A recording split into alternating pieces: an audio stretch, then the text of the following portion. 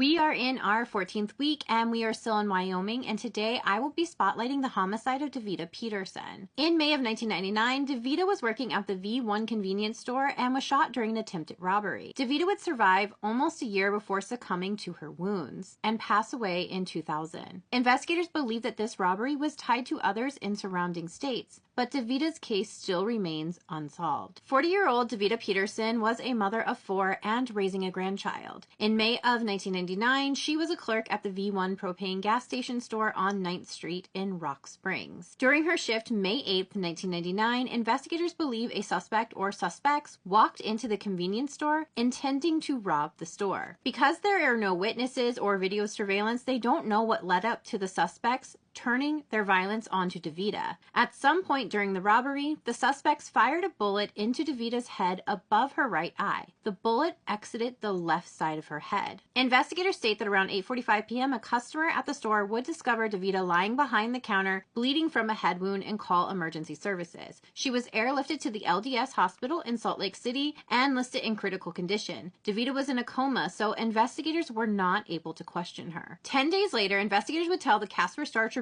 that they were looking for a possible witness described as 6 foot tall with brown hair who was seen wearing blue jeans, a button-up shirt, and was seen around the time of the shooting at a nearby business. Lieutenant Kessler told the local paper at the time, quote, "We've had a lot of people call in and give us names of possible people that might match that description, but nothing so far has come from that. We are still looking for that witness," end quote. Davida would remain in a coma, but wake up briefly about a week later, and the family said that Davida woke up but couldn't open her eyes and sounded very lucid. She spoke to her mother Lois and her older sister Brenda. They both asked Davida if she knew who they were. She said that she did. Davida told them that she knew she was in the hospital but couldn't remember what happened. The two of them explained to Davida that she had been in an accident at work, and then Davida fell unconscious once again, never to wake up. Sadly, Davida would pass away on April 29th, 2000. Investigators never released publicly what type of gun they thought was used, and 6 years later, the Casper Star-Tribune reported that when they went to get information from the police department about the case, they told them that they were still waiting for the ballistics report. There were similar robberies committed in Utah and Idaho around the same time between March 1999 and July 1999. The suspects in those robberies were believed to be driving an early 70 models two-tone Chevrolet pickup. Investigators did receive a tip that one of the Utah suspects